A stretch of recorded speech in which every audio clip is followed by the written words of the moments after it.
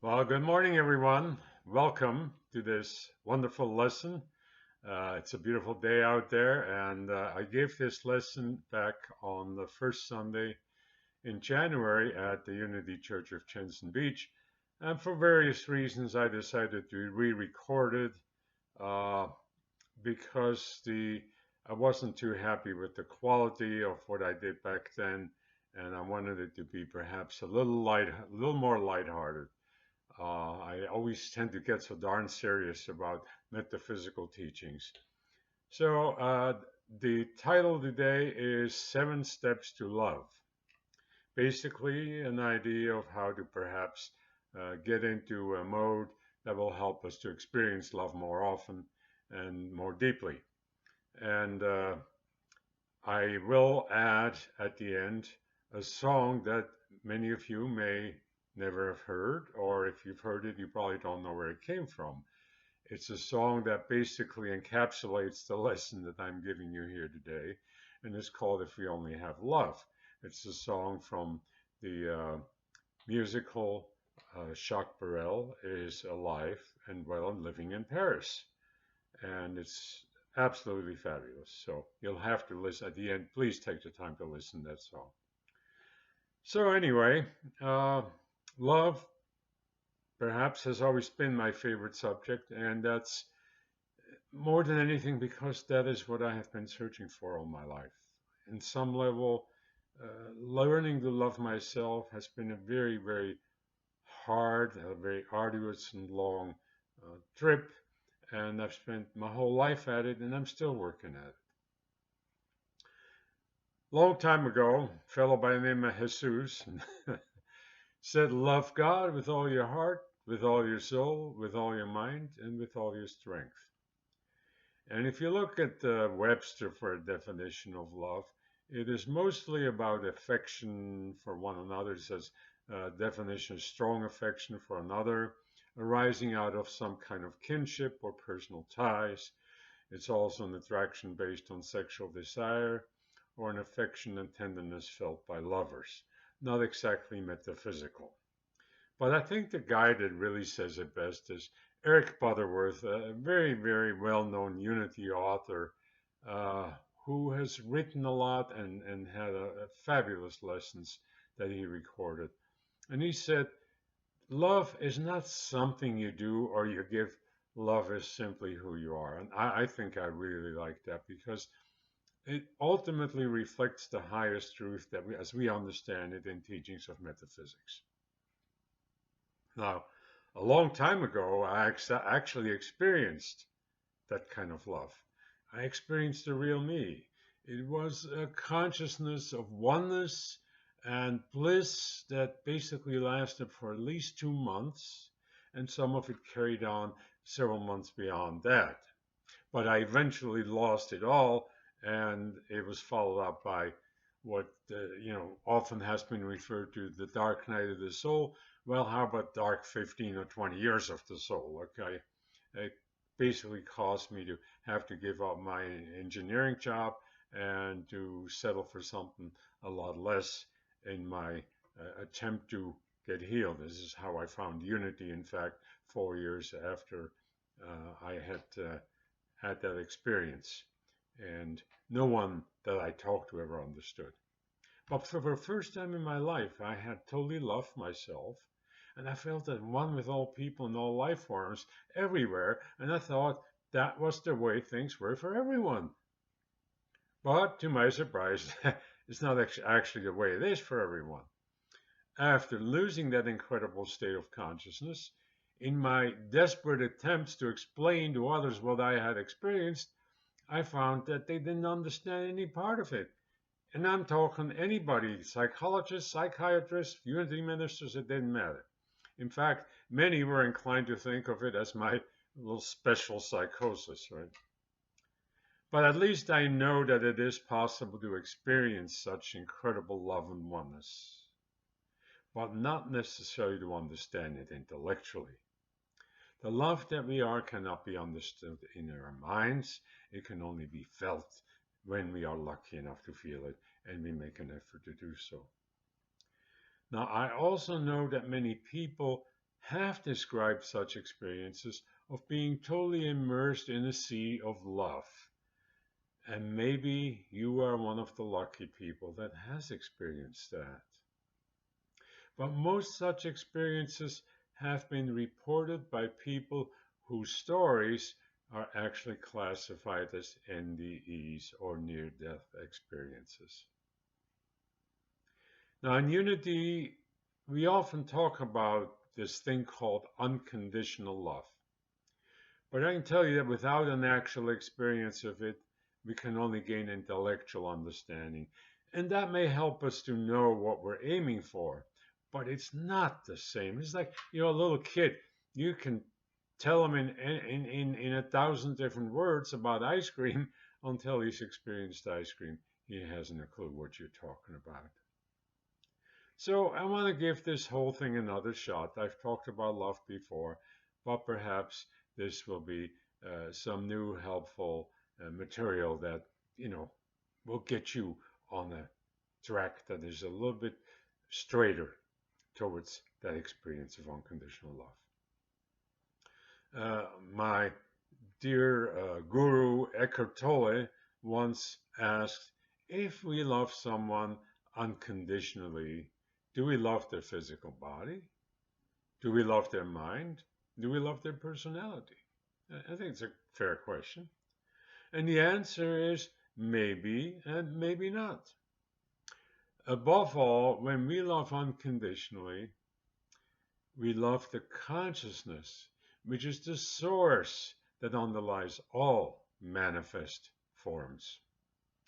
And when we can make that shift in consciousness, we feel totally at one with all manifest expressions, everywhere, everything.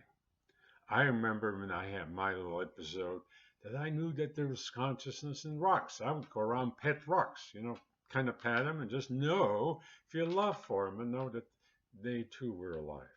Okay? There was a consciousness in there.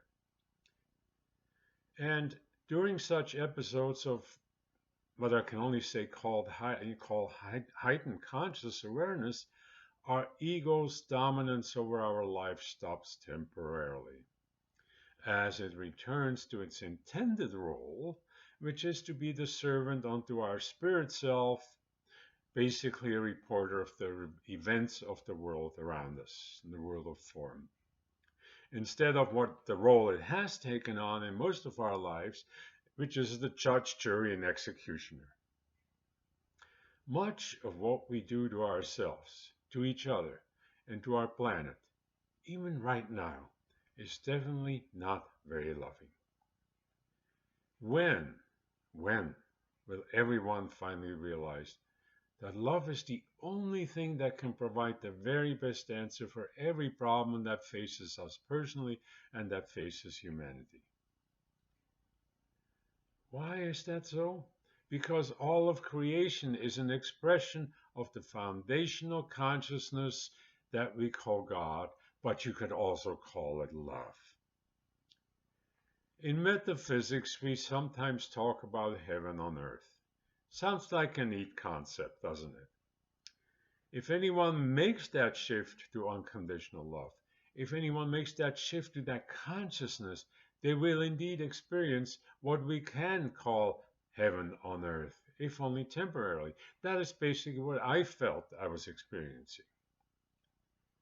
In unity, when we hear that we are perfect sons and daughters of this so-called God, one would think that it would be easy for us to be and to act as love at all times. So what the heck's the problem? Well, someone has rightfully said, mankind's only real disease is spiritual amnesia. It's a condition that is the result of our early childhood programming that's based on the race consciousness. And the same kinds of misunderstandings continue to be passed down to each new generation.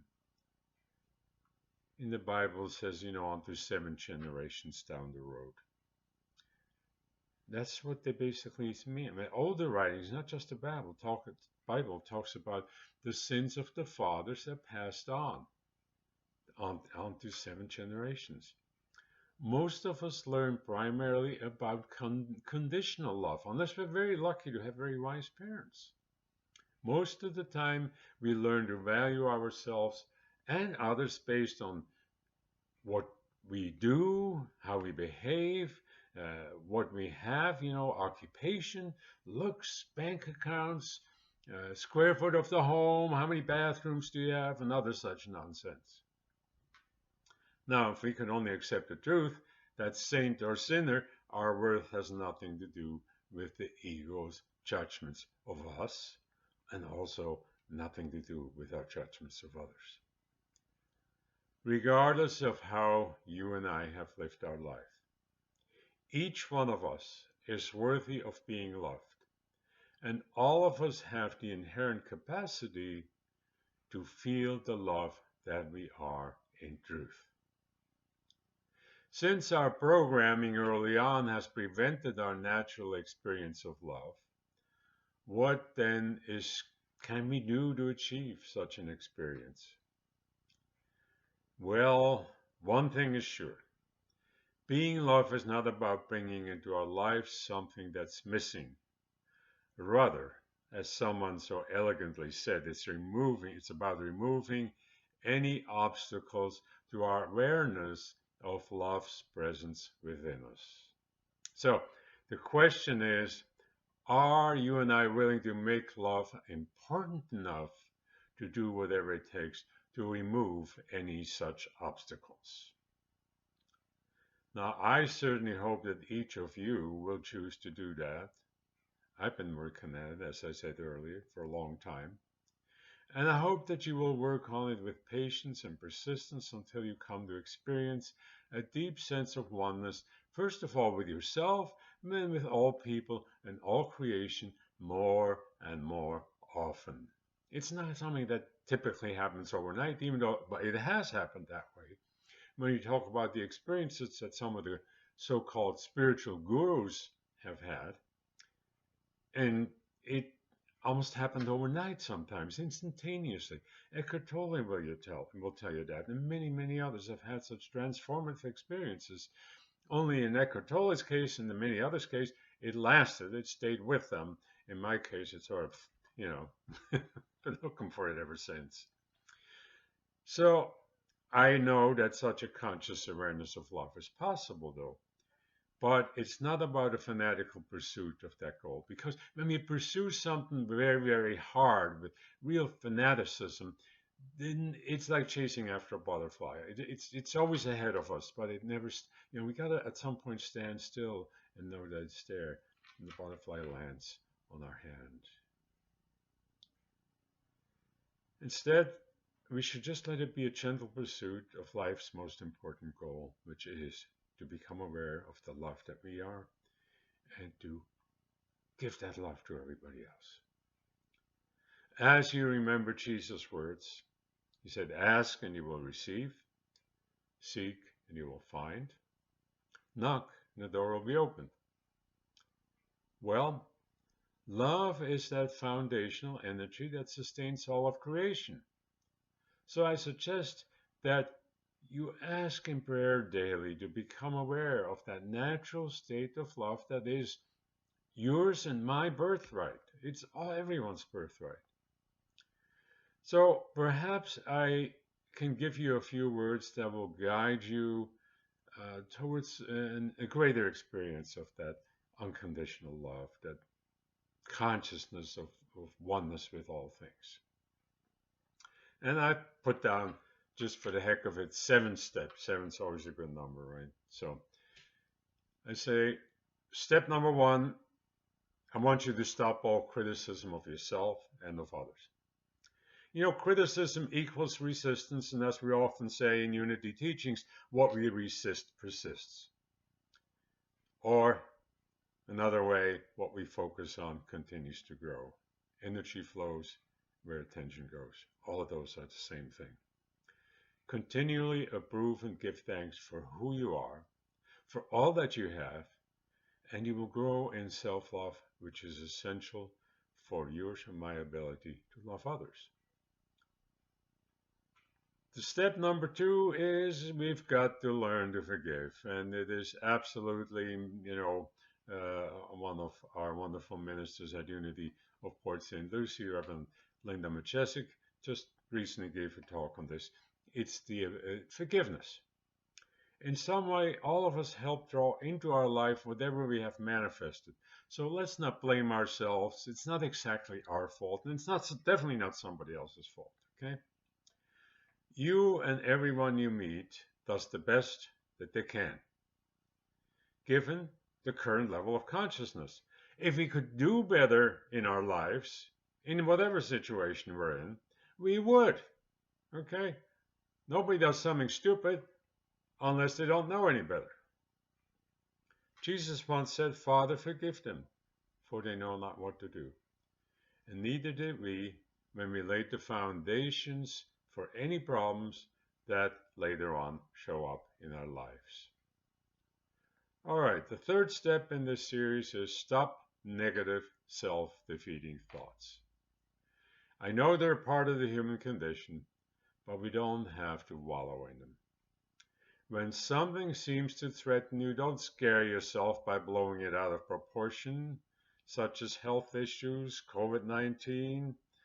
Yes, it's serious, but do we have to be bombarded with statistics about how terrible it is every day on TV? No, we don't.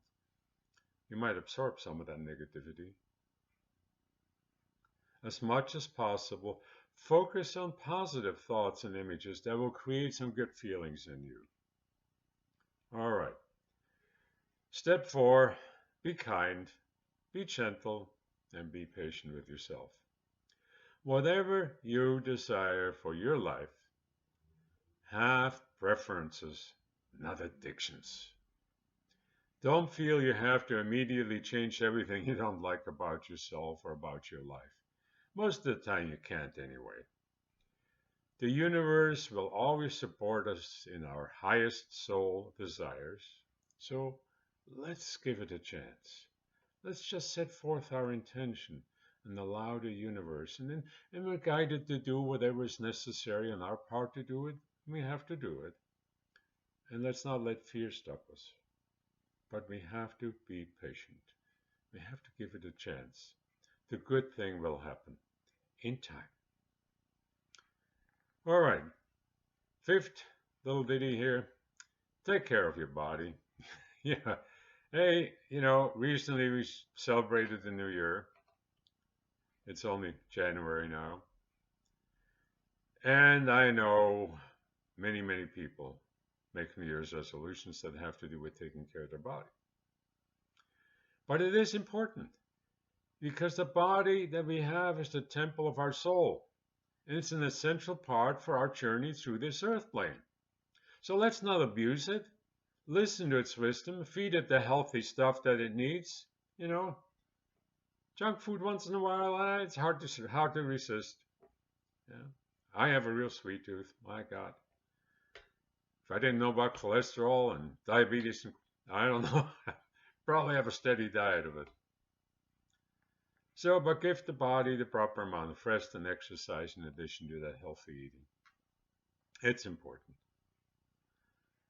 And then number 6, nurture your spiritual connections. Pray, meditate, take walks in nature, listen to good uplifting music, watch inspirational videos. My God, these days with the internet and YouTube and television, the selections are almost infinite. In fact, you can pretty much, vegetate out listening to good stuff and watching good stuff. But of course, that's not your purpose here on earth either. Not likely. So do whatever helps. Do feel more loving and do it as often as you can. Before the holidays, I got to couldn't find a whole lot I wanted to watch on TV. And I got sucked into watching some of the Hallmark things. They were kind of love stories. And I felt really good every time I saw some people. First of all, they were not driven by egos, and they always resolved any issues that they had, people between them, and it always was a happy ending, and it's just such a wonderful way to see the world. So Anyway, do whatever helps to feel more loving as often as you can. And last but not least, number 7. Love yourself just the way you are right now. It's important. Don't wait until you achieve some important goal before you accept yourself. Yeah, I'm thinking back. So I was writing this, thinking of my college years. Okay. In fact, from the first time I started going to college, just the beginnings of the idea, there was only one motivation, and that was I got to find a job where I can make some real money, and I got to prove that I'm worthy of having a good life. And, after I got my engineering degree, I was going to get a law degree, and then I got a master's degree in finance. Then I was going to get a law degree. Now, I was on my way towards doing some of that. I got the engineering degree. I got through 95% of the master's degree in finance. And then all hell broke loose in my life because I had that spiritual experience. And afterwards, as I said, the dark 15 years, 20 years of the soul. Took a long time healing that. But right now, just exactly as you are, as I am, with our good points and with our bad points, or perceived, I shouldn't even say bad points, perceived faults, you and I are worthy of love. And the more we love ourselves, the more we become aware of our perfection and beauty that surrounds us everywhere, if we have eyes that look with love. Once you and I begin to really feel love on a regular basis, we will find it very, very easy to manifest all that we could ever possibly need to express our soul's desires, our earthly purpose. We all come here with a purpose, I'm absolutely convinced of that. And that purpose doesn't stop incidentally for those of you who have hit 65. That doesn't mean now you go out and you do nothing, or you just play and anything useful beyond figuring out how to keep yourself occupied, such as shopping trips to the mall for the ladies. That's not what you came here for, okay? You still have a purpose. It may be just to smile at everybody you meet and say, hi, how are you? It's good to meet you. Yeah, makes you feel good, makes them feel good. So let's persist gently in our quest for love. And the day will come when we will go out into the world only to give love. Because we will know, without a doubt, that love is all there is. If each one of us could access that kind of consciousness permanently, we would radically transform the community we live in, and we would greatly impact the whole world, because we would impact the race consciousness, which is the average, sort of the sum total of the consciousness of the people on earth. It would have a tremendous impact. It would be like a ripple on a very, very large pond that just spreads out and out forever. And in fact, that ripple of unconditional love on the part of a large group of people would in fact ripple throughout the universe. So for this new year, 2021, let's be optimistic about it. Let's be optimistic about the politicians in Washington.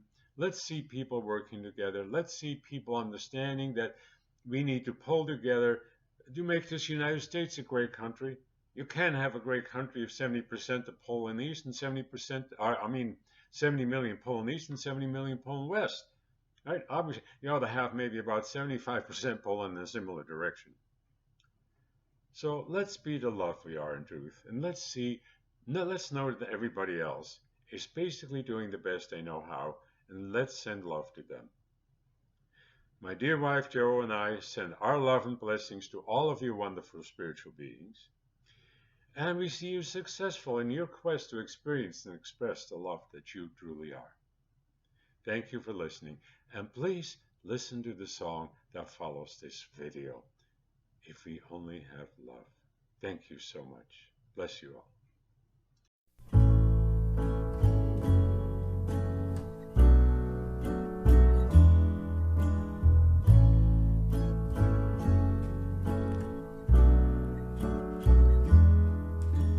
If we only have love, with our arms open wide, then the young and the old will stand at our side.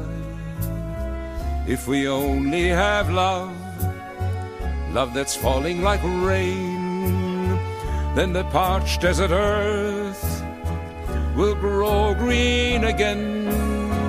If we only have love for the hymn that we shout, for the song that we sing, then we'll have a way out. If we only have love, we can reach those in pain. We can heal all our wounds. We can use our own names. If we only have love, we can melt all the guns and then give the new world to our daughters and sons. If we only have love, then Jerusalem stands, and then death has no shadow. There are no foreign lands. If we only have love, we will never bow down. We'll be tall as the pines, neither heroes nor clowns. If we only have love, then we'll only be men, and we'll drink from the grail to be born once again. Then with nothing at all but the little we are, we'll have conquered all time, all space, the sun and the stars.